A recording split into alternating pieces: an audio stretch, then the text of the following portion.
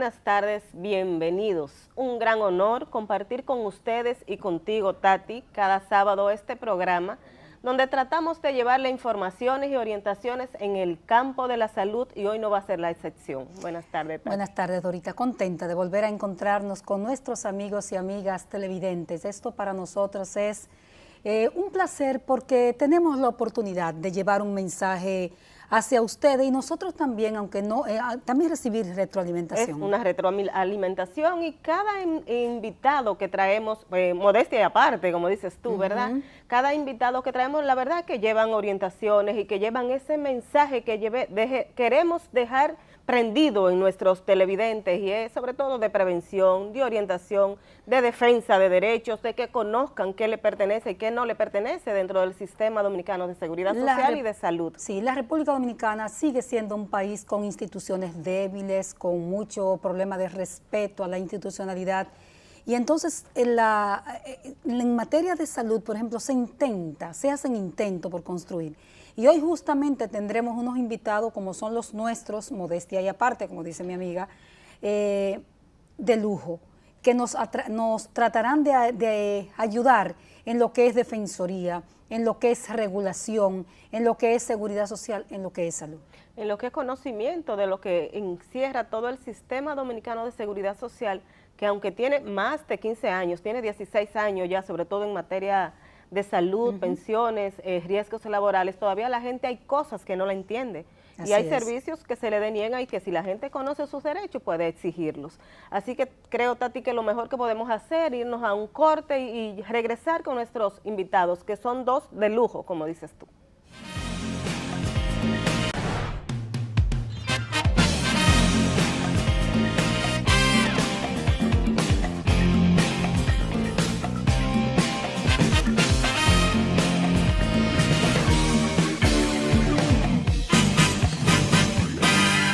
Gracias por continuar ahí frente a sus pantallas. La invitación es que no se muevan porque tenemos con nosotros a dos grandes invitados para nosotros por su valía en el sistema.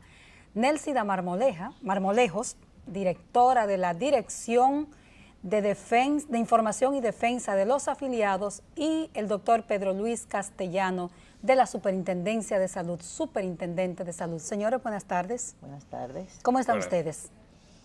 Nosotros contentas de poder tenerlos a los dos, juntarlos a los dos en este programa que pretendemos lleve orientación a la ciudadanía.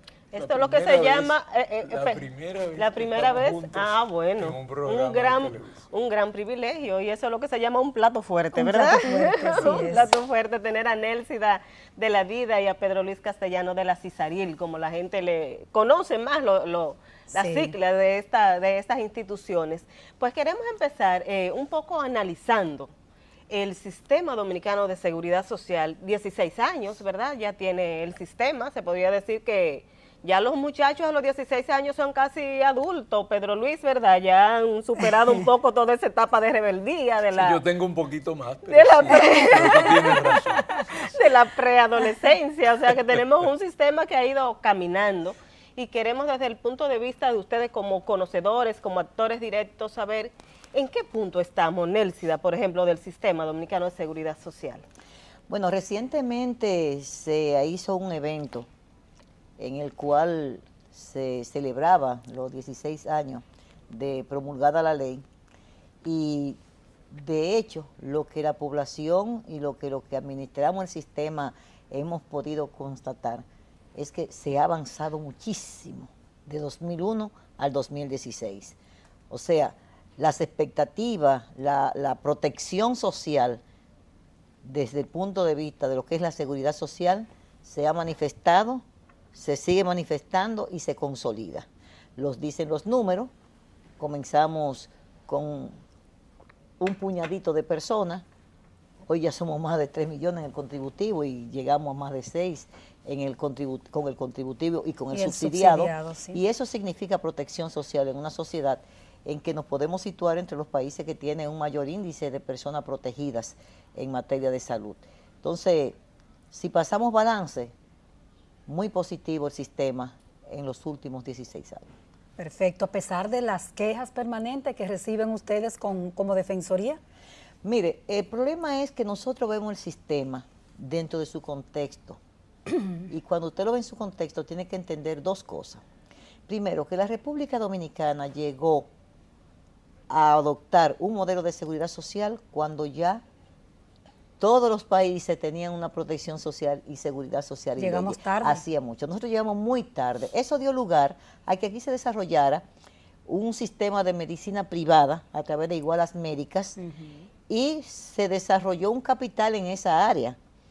Cuando vinimos a crear las normas, ya había un derecho creado y un servicio prestado. Y eso tuvo que dar lugar que para que hubiese un sistema de seguridad social fuera mixto, porque además los aires internacionales también estaban revisando los sistemas públicos y lo estaban también poniendo semi-privados y privados. Entonces, aquí nosotros tenemos un modelo mixto, público y privado. Yo hubiese preferido un modelo totalmente público, que no tenga beneficio, que el beneficio sea la protección social en sentido general, pero la realidad dominicana nos impuso un modelo mixto. ¿Qué significa eso? Que nosotros somos, es un sistema como el organismo humano. Usted nace y a usted le da una fiebre, le da un dolor y todas esas cosas tienen cura. Entonces este sistema, y un sistema de salud, siempre tendrá contradicciones. No hay nada que viva que sea perfecto y que no tenga problemas. Y nosotros en la vida, en el rol de defensoría, lo que hemos dicho siempre, que el sistema ha tenido la virtud de tener los mecanismos que permitan un entendimiento interno entre las partes. ¿Qué significa eso? Nosotros tenemos el Consejo Nacional de la Seguridad Social, que es como una Suprema Corte de Justicia. Tenemos las superintendencias, que son como los tribunales que aplican justicia ipso facto. Encargado de regular. Irregular y de aplicar justicia porque sancionan. Y tenemos a la DIDA, que es la entidad defensora de los afiliados, y tenemos los afiliados que pagan junto con los empleadores y el gobierno la seguridad social. Entonces son roles que lo que nosotros tenemos que ver no es a la persona que está al frente de la institución, sino el rol que cada institución tiene que jugar. Entonces nosotros como DIDA hemos asumido el rol de defender, como dice la ley, los derechos de los afiliados. Y eso ha permitido que en el día de hoy, si usted analiza lo que es la ley 8701 y cómo comenzó, por ejemplo, vamos a poner en salud, con un plan de servicio de salud sumamente reducido para que pudiera tener inicio al sistema, para que se le pudiera dar inicio al sistema. Una concesión que se hizo un acuerdo y que fue válido también en su momento para el tranque que había de que no comenzaba el sistema de salud. Se hizo un acuerdo de firmar entre los actores del sistema un plan de servicio de salud provisional por un año con un monto de financiamiento determinado que iba a permitir que al año siguiente se hiciera una revisión y que camináramos de manera más firme hacia el establecimiento del plan básico de salud que dice la ley que es lo que debemos de dar a la población. Bueno, como todo en la vida, nada es perfecto. La ley daba 10 años de transitoriedad para que se fueran implementando este sistema. Pasaron los 10 años, ya tenemos 16, tenemos en salud 10 años y ese plan de servicio de salud, que es al que nos referimos específicamente, no ha sido revisado. Pero solamente no ha sido revisado como catálogo de prestaciones en sentido general. Hay algunas modificaciones en beneficio del afiliado que se han ido produciendo por el reclamo mismo de los afiliados, que se han ido introduciendo a ese catálogo. ¿Cómo qué? Por ejemplo, nosotros comenzamos con un catálogo de prestaciones, un PDSS, con 385,000 pesos para las enfermedades de alto costo. Por la insuficiencia de esa suma y las reclamaciones permanentes de los afiliados, logramos posteriormente 500,000 pesos. Pero por la misma insistencia de los afiliados y la insuficiencia, hemos logrado que se llegara a 1 millón de pesos y en estos momentos, no solamente el 1 millón de pesos para una enfermedad de alto costo, sino para las diferentes enfermedades de alto costo que en un año se le pueda presentar al afiliado, y teniendo en cuenta también que se adicionaron 90,000 pesos para medicamentos ambulatorios. Es decir, se han ido produciendo una serie de situaciones que van en beneficio del afiliado, aunque solamente en esos ítems y en otros de manera muy reducida. Aunque sabemos... ¿Qué significa eso? Que así como pactamos un plan de servicio de salud con un catálogo limitado, eso tenía un costo. En ese momento eran 488 pesos con 33 centavos Eso por el cada cápita. afiliado, pagaba el sistema a quien se encargaba de administrar el riesgo de salud. 10 años después, nosotros nos encontramos pagando por cada afiliado como sistema 914 pesos por cada dependiente, afiliado y su dependiente. Un poquito duplicado. Se ha duplicado. Entonces, eso significa que en estos momentos, cada vez que se ha hecho una negociación para aumentar cápita, ha habido una concesión. Cuando se aumentó el cápita a ese monto, en la resolución 375, que dicho sea de paso, en este momento nos tiene a nosotros cuestionado por nuestro rol de defenderla y promoverla. Hay un conflicto. La resolución 375-02, que aprobó el Consejo Nacional de la Seguridad Social, establecía que sí, vamos a hacer esos aumentos, pero al mismo tiempo vamos a aumentarle, vamos a incluir a los menores con 1 millón de pesos, vamos a aumentar los medicamentos de 3.000 a 8.000 pesos y vamos a asumir el concepto de que al afiliado debe de darse todo lo medicamente necesario para que pueda superar una enfermedad. O sea, la enfermedad de alto costo y la cirugía fueron incluidas en ese paquete. Bien, incluso el Consejo llegó más lejos para buscar avenencia. Puso retroactivo, y quiero poner la palabra retroactivo, el pago de octubre y noviembre sin habérsele dado servicio al afiliado con ese monto. Y se le pagó a las ARS. Resultado, 2017. Ese alto costo, esa integralidad, que es como se llama el concepto que se introdujo en ese aumento de cápita que se hizo con la resolución 375, no aparece registrado en el catálogo de prestaciones, dicen las administradoras de riesgos de salud, pero están cobrando desde el 2015 el monto de 914 pesos por afiliado y no quieren dar la cobertura. Pero y no hay es que no la quieran dar. en torno a eso. Es una resolución incluso que la Superintendencia de Salud ratificó con una resolución que fue impugnada en el Consejo, que después se desistió, la Superintendencia desistió y ellos desistieron, la retiraron. Pero hay una resolución que de acuerdo a la nomenclatura de su composición, también nos hemos dado cuenta que ellos no impugnaron la resolución del Consejo. Ellos no la apelaron como tal, ellos pidieron una revisión de esa resolución. Y la ley dice que las revisiones no paran ejecución. ¿Cuál es, doctor Pedro Luis Castellano, el contenido de esa resolución y cómo tienen ustedes que lidiar con esto? Porque ustedes son como CISALRIL, el organismo que tiene que regular y aplicar, decía Nelcy de hace un ratito, las resoluciones y la misma, y hacer la misma aplicarla ley. La ley. Exactamente. Bueno, hay varias cosas que hacemos. Una de ellas es monitorear el cumplimiento. Debo decir que este tema de la atención integral, en realidad casi todas las ARS, cuando hemos tenido reclamaciones que nos llegan a través de la DIDA o afiliados que van directos, y combinamos a la ARS a cumplirlo, casi todas lo han cumplido. En realidad solo hay 2 ARS que se han declarado en rebeldía. Estas 2 ARS, por supuesto, se le están instruyendo. ¿Son las grandes? ¿Las grandes? 2 de las grandes, vamos a decir así, de las más afiliados. Yo prefiero no decir los nombres, perfecto. porque no se trata de perjudicar perfecto. La imagen de ninguna institución. Lo que nosotros queremos es que se cumplan los derechos de los afiliados. ¿Y qué pasa con esas 2, Pedro Luis? ¿Cuáles mecanismos da la ley del sistema a ustedes para que esas 2 acojan las decisiones que se han emanado? Hay un procedimiento. Ese procedimiento implica en primer lugar, bueno, nosotros tenemos que estudiar el caso, obviamente, claro. Si el afiliado tiene razón en su demanda o la vida, entonces procedemos a decirle a la ARS, a conminarla que cumple. Sí. Ahí la mayoría, como digo, cumple. Sí.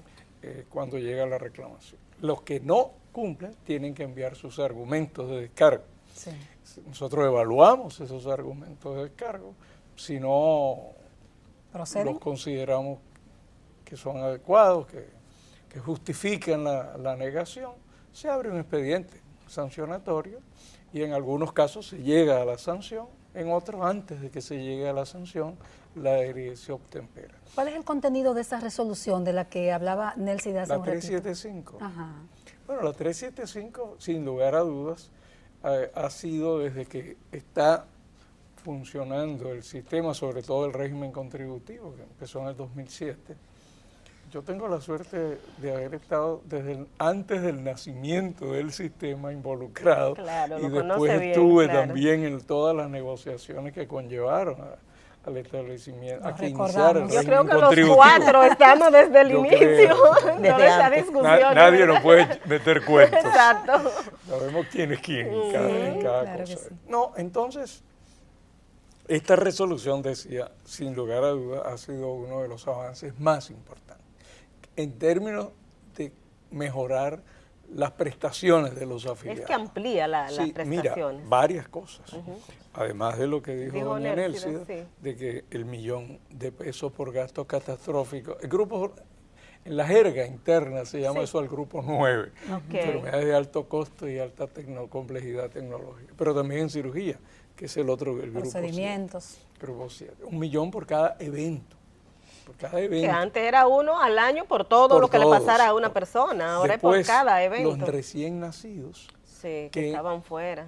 No que quedaban fuera, sino que su cobertura se iba, que era también de $1.000.000, se iba acumulando a lo largo. Por ejemplo, al nacer no tenían prácticamente nada. Al mes tenían 100.000, a los 2 meses 200.000. Que era una violación a la ley, por lo que nosotros siempre reclamamos. Y resulta que cuando los recién nacidos más necesitan atención y corren mayor riesgo en el primer mes de vida. Claro. Justamente y que el nombre lo dice, recién nacido. Y es donde la mortalidad es mucho más alta, además. Esta resolución corrigió eso.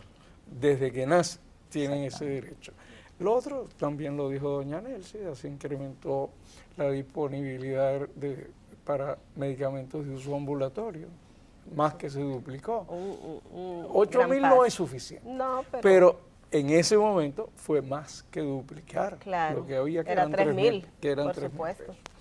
Por otra parte, en esa resolución se introdujo el concepto de atención integral, que es lo que doña Nélcida estuvo explicando, es la idea de que cuando un afiliado tenga un requerimiento de una prestación que corresponde al grupo de alto costo y alta complejidad, ese afiliado tiene derecho a recibir todo lo que sea necesario para que se pueda cumplir ese procedimiento.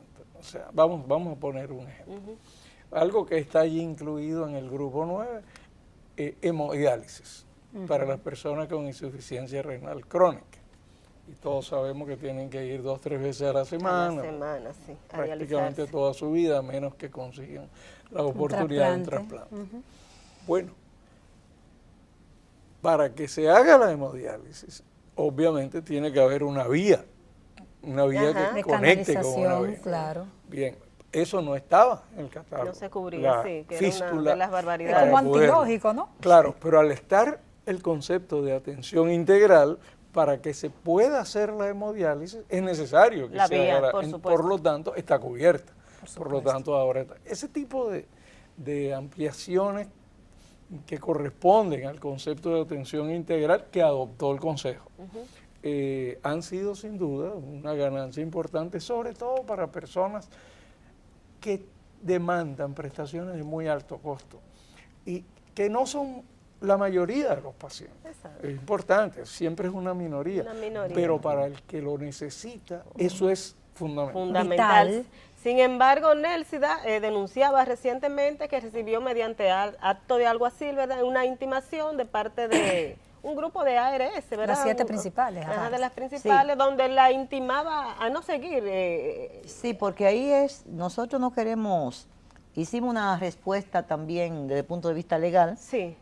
Nosotros lo que hemos llamado que es un desatino jurídico, primero porque nosotros tenemos la obligación de todo lo que apruebe una superintendencia o el consejo, difundirlo como beneficio para los afiliados y promover su cumplimiento y defender. O sea, Y entonces llamarnos a que no hagan eso es decir, vamos a cerrar la institución, como ya alguien ha dicho que hay que cerrarla, porque está incitando a los afiliados a que lleven a un proceso de litigación permanente. Pero bueno, si usted hace un compromiso con una persona, usted lo único que tiene que hacer es cumplir. Cumplir, y si usted no cumple, usted sabe que está la ley. Y eso es lo que está pasando aquí.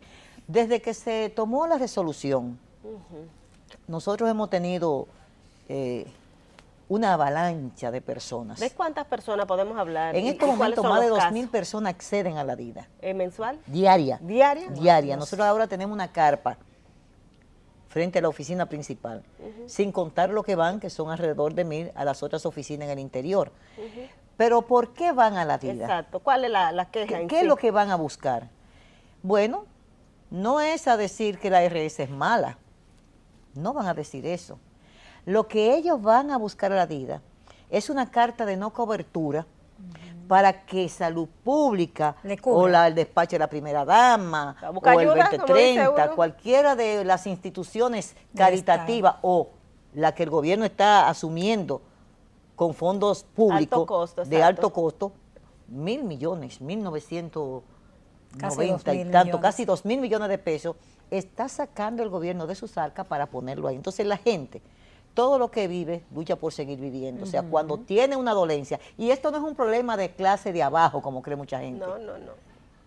Esto es que una persona de clase media alta se arruina totalmente con una enfermedad de alto costo y tiene que recurrir al Estado que dice la Constitución que tiene que protegerlo.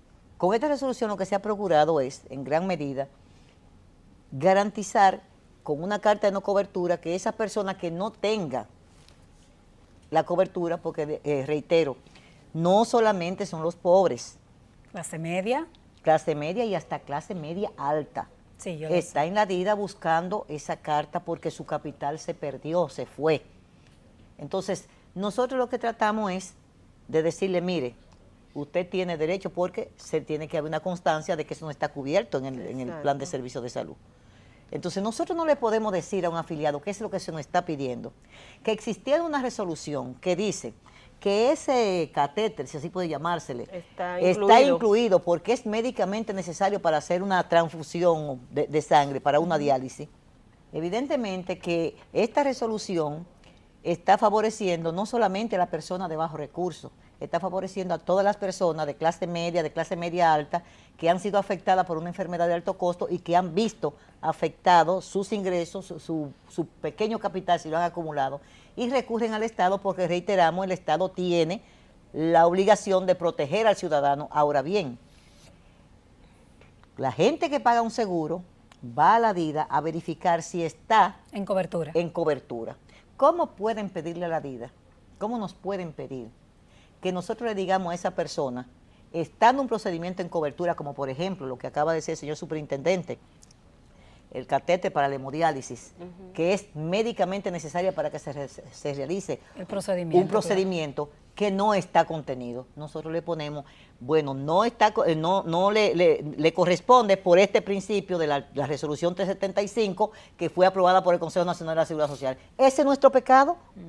Entonces esa persona el gran pecado de nosotros, nosotros sometemos el caso. Perfecto. Primero llamamos a la ARS. En muchos casos, y lo dice el superintendente, la mayoría de las ARS nos ponemos de acuerdo y se resuelve el problema. Se resuelve, dicen, bueno, le vamos a dar un gracia, le vamos a hacer tal cosa, vamos a hacerlo por ello, pero resuelven el problema. Cuando hay negativa, entonces nosotros apelamos a la superintendencia, que es quien tiene la posibilidad de sancionar, primero de buscar la solución y después de sancionar. Y eso es lo que ha pasado. Pero las sanciones que ha tomado la superintendencia han sido refutadas y han sido apeladas al Consejo, o sea, porque hay una actitud de obstinación contra la resolución. Entonces, no contra la resolución, sino contra los insumos que generan esa resolución. Entonces, ¿cuál es la situación realmente? Nosotros seguiremos difundiendo lo que establece esa resolución.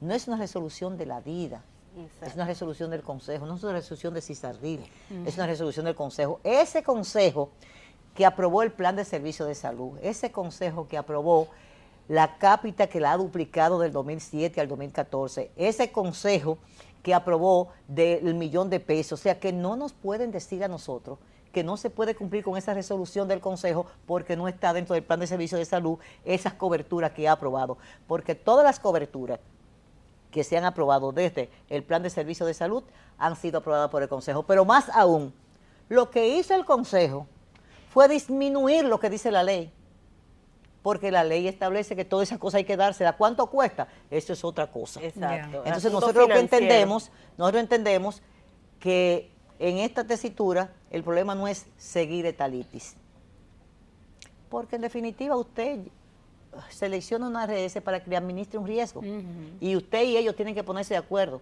Lo que pasa es que la DIDA ha tenido que hacer un rol que no nos corresponde. Si yo no, quiero dejarlo aquí. Y si no, usted se va de esa ARS. No, le voy a decir lo siguiente. Si en algo la DIDA ha tenido que hacer trabajos ajenos, es precisamente supliendo el rol de las ARS, por una razón muy sencilla, y aquí tenemos que decirlo. Si usted contrata una ARS para que le administre su riesgo de salud, es ella la que tiene que pelear con el prestador para defender a su afiliado, no la DIDA.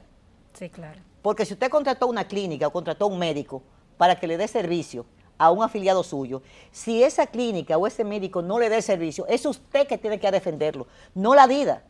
La DIDA está en última instancia. Lo que pasa es que lo han dejado a su suerte por una razón muy sencilla. Es más cómodo decirle a un médico, yo nada más te voy a pagar 200 pesos por una consulta o 200, 300 pesos por este procedimiento y sácaselo al afiliado lo que tú puedes. Entonces, esa es la situación que nosotros tenemos en este momento.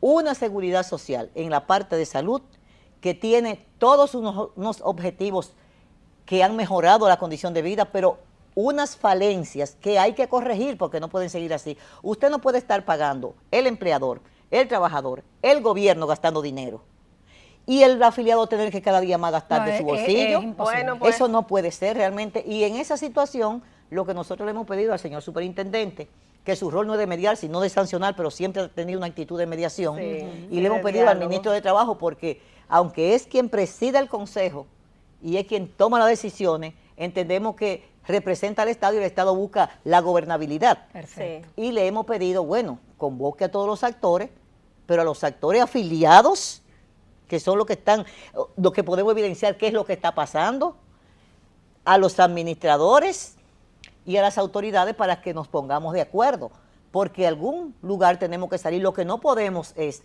destruir el sistema. Y se está caminando, se está creando un boomerang, se está creando una crisis, porque en la medida que se radicalizan las posiciones, en esa misma medida se afecta el servicio de los afiliados, se afectan las buenas relaciones que deben de primar en el sistema, porque yo creo que a quien menos le conviene judicializar los procesos es a quienes en estos momentos están en falta. Así bueno, es. señores, por suerte que tenemos a Nelsida ahí, que siempre defiende y la persona sabe dónde acudir al momento de que se le presenta una situación de las tantas que se presentan en el sistema. Nosotros tenemos que irnos a una pausa. Con Nelsida se puede hacer todo un programa completo, pero ella tiene un compromiso, tiene que marcharse, así que le damos las gracias a Nelsida por haber sacado este ratito para llevar estas orientaciones a la gente, para que sepa qué es lo que está pasando en el sistema. Nos vamos a la pausa, pero vamos a seguir conversando con el superintendente de salud, el doctor Pedro Luis Castellanos. Regresamos en un momentito.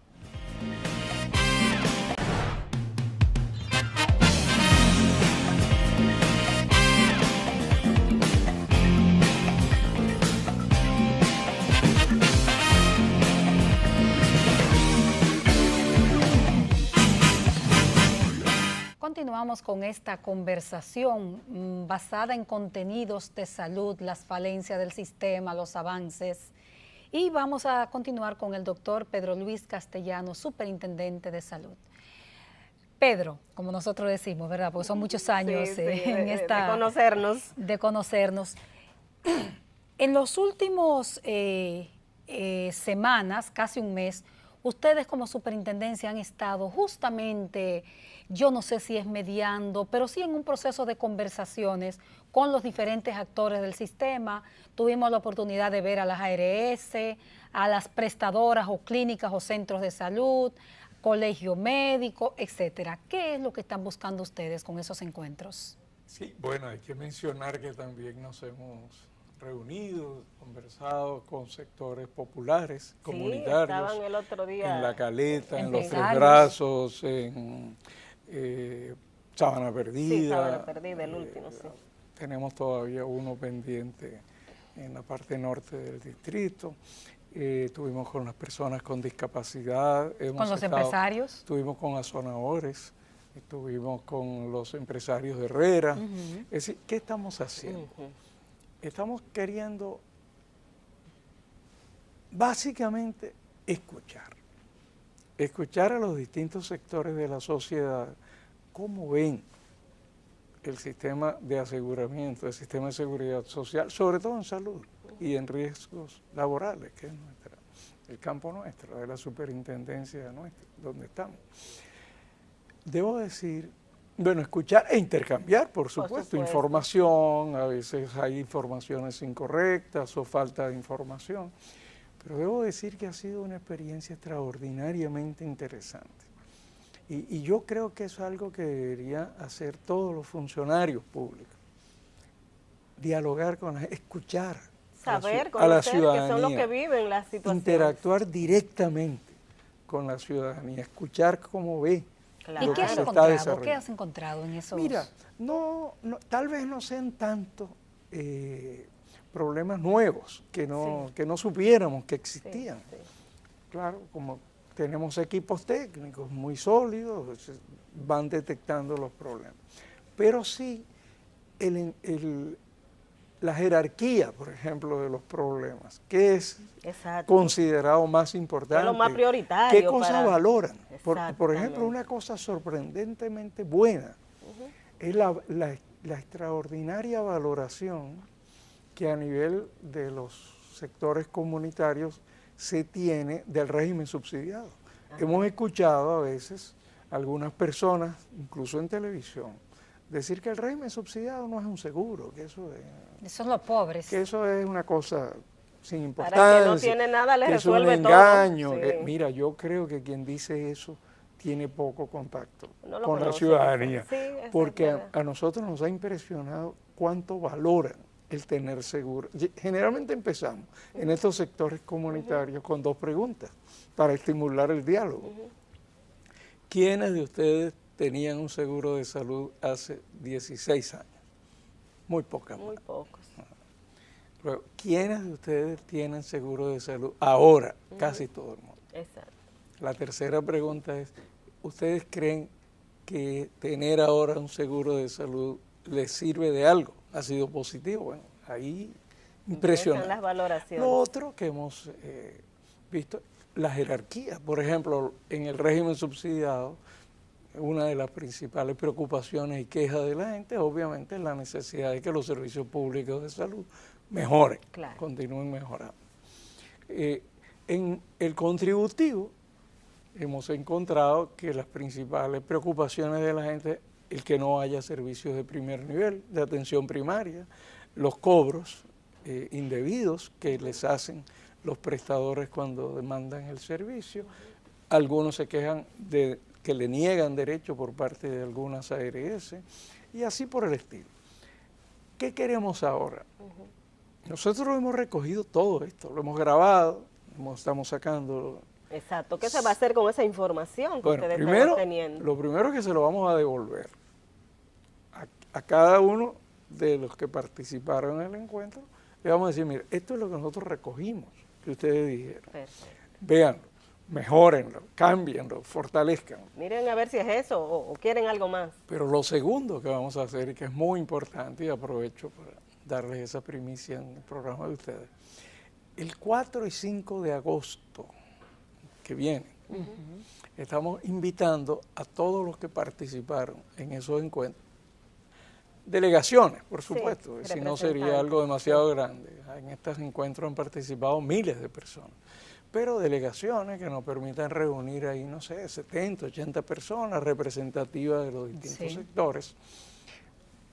Primero, para que digan a los demás lo que nos dijeron a nosotros. Digan a los otros. Socializarlos ahí. Y escuchen a los demás lo que dijeron cada uno. No esperamos, no es un encuentro para que haya acuerdos, ni para que haya debates. No queremos, no se trata de sustituir los espacios que ya el sistema tiene, el país tiene, para eso, para dialogar, debatir y llegar a acuerdos.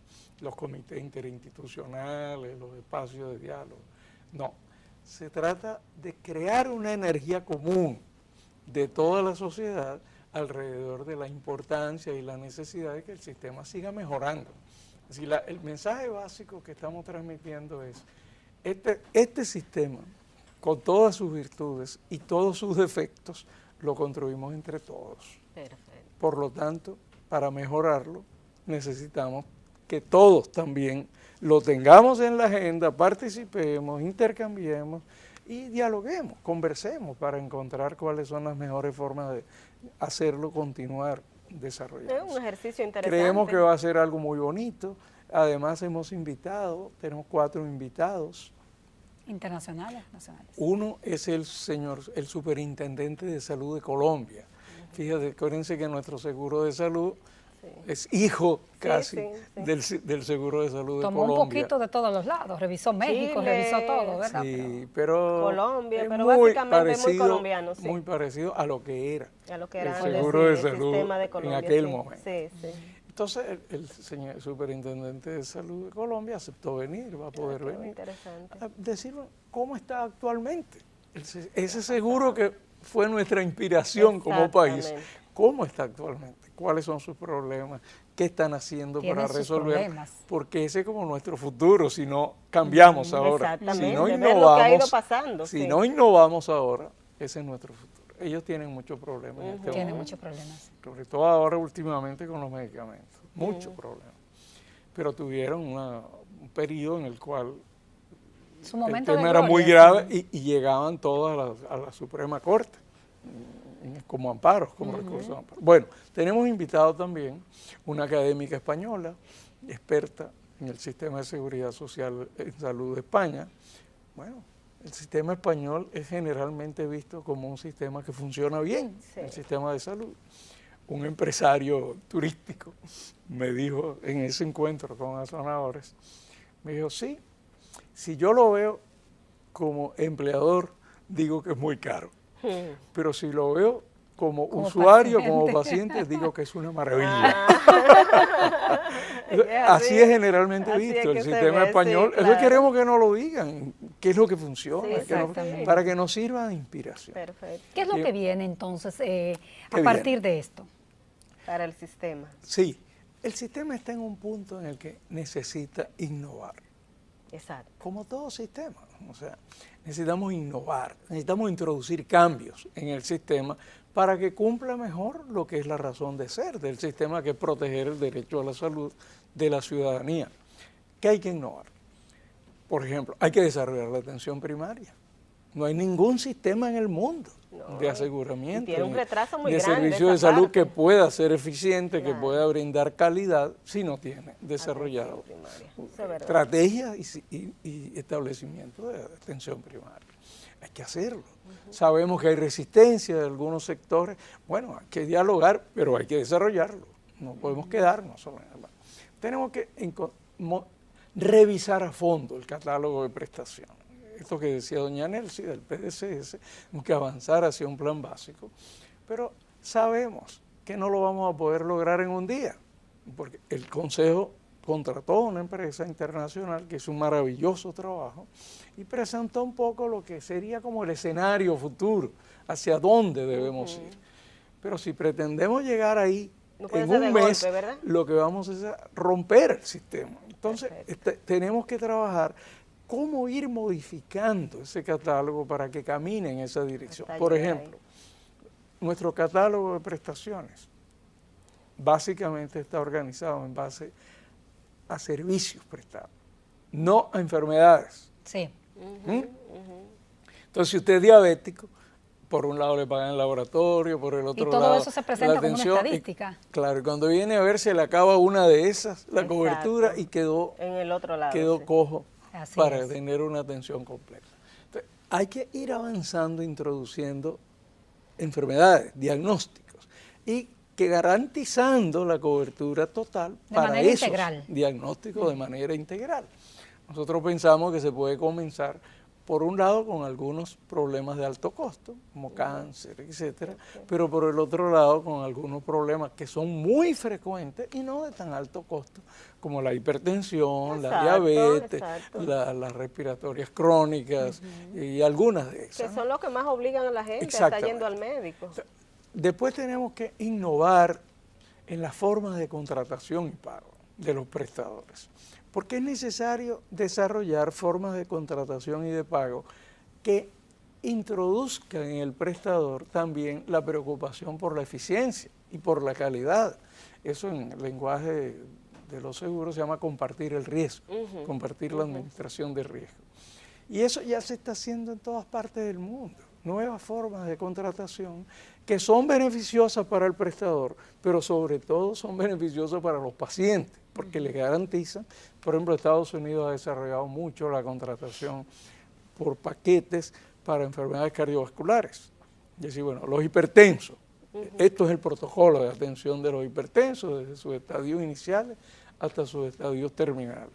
Entonces, el que está dispuesto a ser contratado para atender hipertensos asume ese compromiso. Compromiso y eso se costea. Bien. Eso es otra cosa en la que tenemos que innovar. Perfecto. Tenemos que innovar en la administración de los riesgos. Acá hemos entendido, y es una desviación desafortunada, que administrar riesgos de salud es administrar riesgos financieros de los prestadores de servicios y de los aseguradores. En realidad, administrar riesgos de salud es administrar los riesgos de las familias, los riesgos de salud y los riesgos sanitarios, los riesgos financieros. Perfecto. ¿Qué es eso? Evitar que la familia se enferme, los miembros de la familia, que si se enferman no se agraven, se han atendido adecuadamente, sí, administrar los riesgos sanitarios, fortalecer la promoción, la prevención. Y también, desde el punto de vista financiero, evitar que porque alguien de la familia se enferme, la familia se arruine. Exacto, eso, que es un gran problema. Eso es gestionar desde el punto de vista de un sistema de aseguramiento en salud los riesgos. Y eso hace que sea exitoso. ¿Cómo? Hace que sea exitoso una administración. Es que no hay forma de ser efectivo en el sentido de lograr buenos resultados, eficiente en el sentido de usar mejor los recursos que tenemos y con calidad si no se hace de esa manera. Pedro, ¿y qué tan avanzados están todos estos planes? O sea, ¿hasta en qué punto estamos y para cuándo tú crees que ya podemos decir, bueno, ya se logró esto? Nosotros, por solicitud del Consejo, debo decir, de la comisión que está trabajando este tema del plan básico en el Consejo,